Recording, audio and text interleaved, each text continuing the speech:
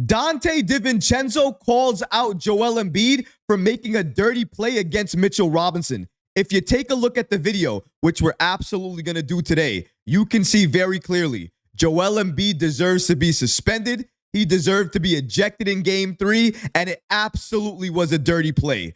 We're going to break down exactly what Donte DiVincenzo said and so much more today. If you're not already subscribed to the channel, go ahead and hit that subscribe button now and make sure you have notifications turned on so you don't miss a second of the new content.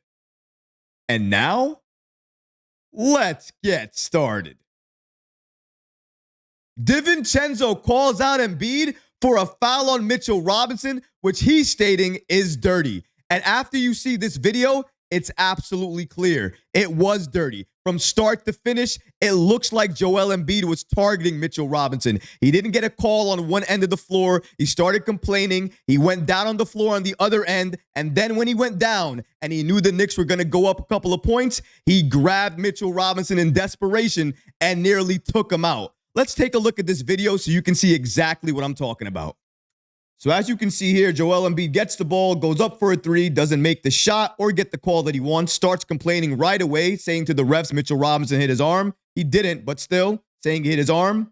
He goes down, and look at this. Robinson goes up for a dunk. Nope. Pulls him down and then pushes his leg aside. Donte sees this and says, don't do that. And then Embiid, the big bully, punk, and of course, dirty player he is, says, what are you going to do? What are you going to do to all these other Knick players? Clearly, it was a dirty play. You can see it. He pulled at his legs because he was frustrated. He didn't get the call. And that's why all of those things happened. You can see it. There's no ifs, ands, or buts about it. He goes up the floor. He doesn't get the call that he wants. He goes back down the floor, still complaining, goes down on the floor. And because he has nothing better to do and he has no other options, he takes his chances, grabs at Mitchell Robinson, and pulls him down. Thankfully, Mitchell Robinson's career didn't end because of that. A big man, that size, that strength, pulling you out of the air in midair is crazy. It could have been so much worse for Robinson. The crazier part here is that the referees only called this a flagrant 1, not a flagrant 2, which it should have been, and he should have been ejected. Why he wasn't, I'll never know.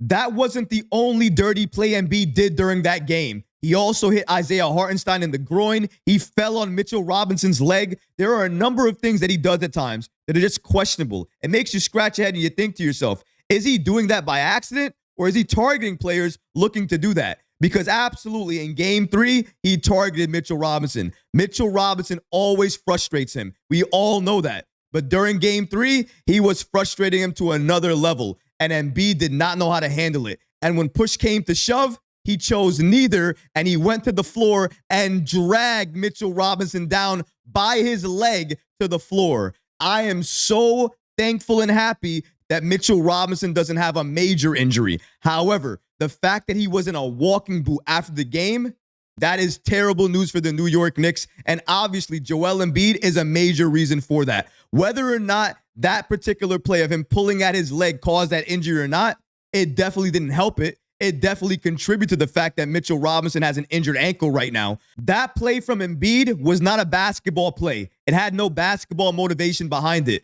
The only motivation for Joel Embiid was to try to take out Mitchell Robinson and give an edge and an advantage to the Philadelphia 76ers in Game 3. And that's exactly what happened. All the momentum swung in the Philadelphia 76ers' favor. Joel Embiid dropped 50. He probably would not have been able to do that if Mitchell Robinson was able to play that game further down the stretch and was able to guard him. But he wasn't. He was out of that game because of Joel Embiid, and Joel scored a dirty 50. That's what I'm calling it, because he's a dirty player who had a lot of dirty plays during that game. And I'm not the only one who believes that. Donte DiVincenzo also believes that too. Look at what he said here to SNY's Ian Begley.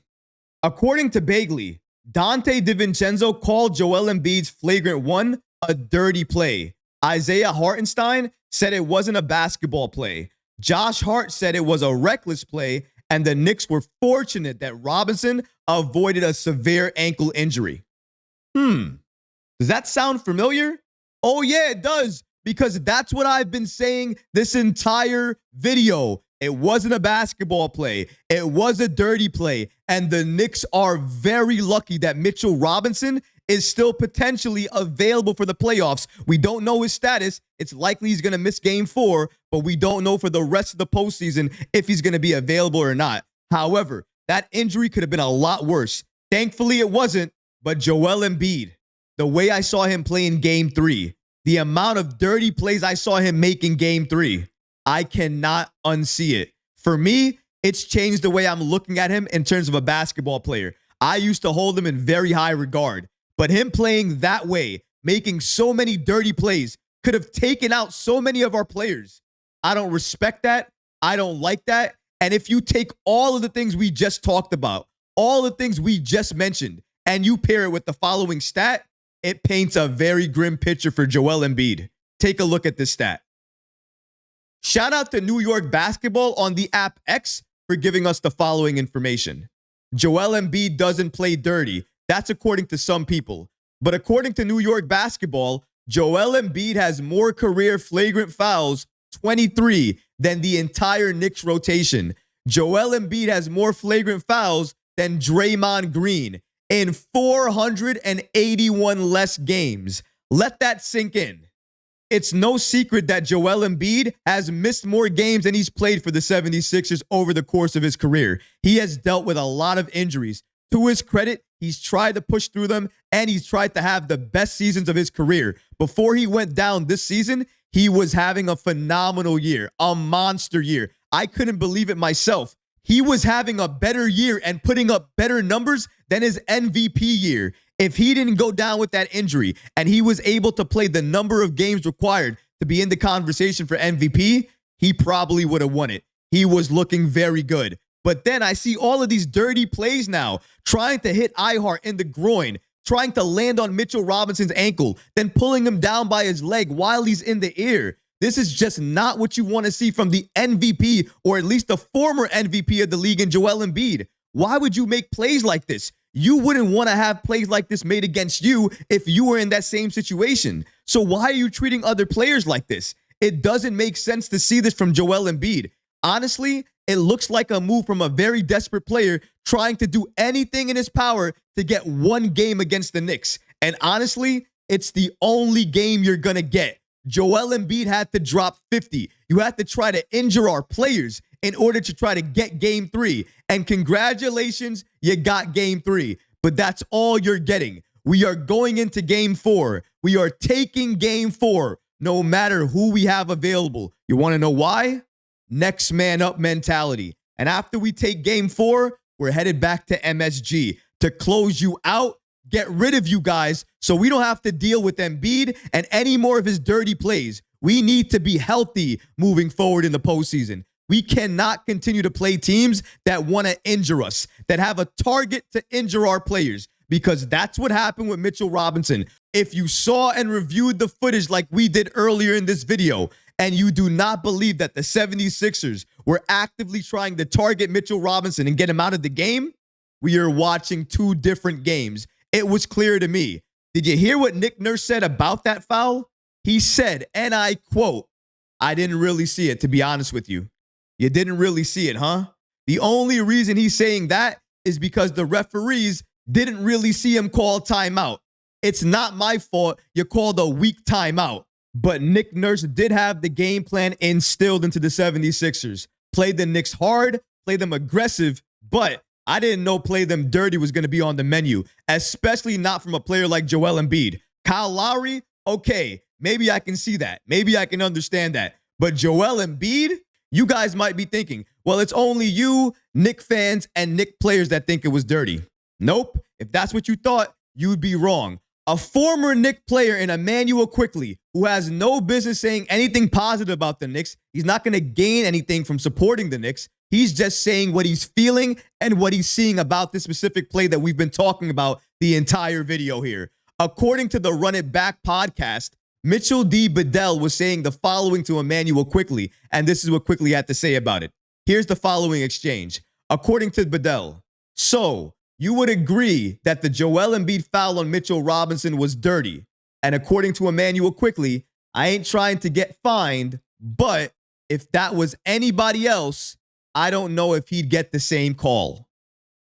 Basically stating that if anybody other than Embiid made that play, they either would have been ejected or suspended, but they definitely would have not been in that game. But because it's Joel Embiid, former MVP in the league, very good player, he got a flagrant one. He avoided other flagrant ones. He stayed in the game, and he scored 50 points. And in my opinion, and I said it before, it's a dirty 50. That 50 has blood on it. It has Mitchell Robinson's blood on it because you dragged the man out of the air and you landed him awkwardly. And then you landed on his ankle again. All of these things to try to take him out of the game so you can have an easier advantage, an easier path to the basket. That's what happened for you. Congratulations. I hope you feel proud about that. I hope that victory makes you smile. And after the game, after all that physicality, you would think that Joel Embiid would try to take some type of onus, try to own up to his actions, take responsibility for them. But he didn't do that. Instead, he spoke to the physicality of the series, the physicality of the Knicks, and why he's playing them the way that he is. According to the podcast Pompey on Sixers, Joel Embiid said the following about the Knicks. They want to bring the physicality. We can get physical too, and we are. So I mean, it goes both ways. I get bumped all over the place, and I just keep playing. Just keep playing? I think playing is a little bit of a stretch. You keep crying and whining and complaining for fouls. I see that. I see you do this to Mitchell Robinson, clearly on the floor already. Clearly you have no edge, no advantage. So you create an advantage by pulling this man at his leg. And you know what? At a closer look at the image on the right. Doesn't it look like he's close to Mitchell Robinson's ankle, which he knows as a player, that ankle is the one that he had surgery on? He could have grabbed his shorts. He could have tried to jump up and grab his stomach. But no, he grabbed the lowest hanging fruit, the thing you should never grab at in terms of a big man going up and being in the air. His legs, his ankles, his knees. He grabbed at all of that. That's what you want to say in terms of keep playing, keep fighting? No, you kept trying to be that dirty player. You tried to get an opportunity, and since an opportunity didn't exist, you tried to create one in the worst way possible. You want to know what physical play looks like? Look at what the New York Knicks do. Look at how they play, what they run. That's physical play. You want to know the definition of dirty play? Look at Game 3 and what the Philadelphia 76ers did. Look at what Joel Embiid did. Dirty plays. I agree with Donte. Dirty. I agree with Immanuel Quickley. Dirty. He didn't say it, but he absolutely suggested it because you know anybody else in that situation would have been ejected because they all would have called it the same thing that I'm saying. Dirty. It's dirty. You don't want to say it because it's Joel Embiid.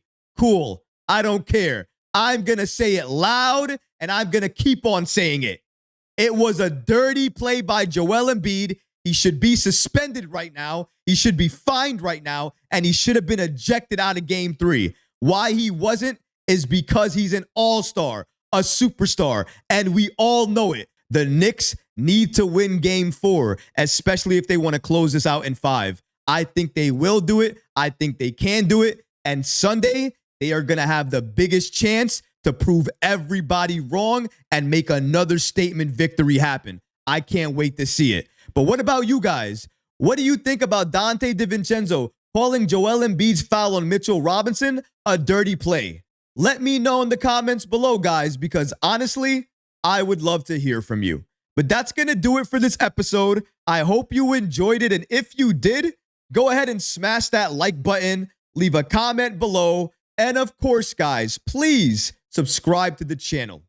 Until next time, Knick fans. Peace.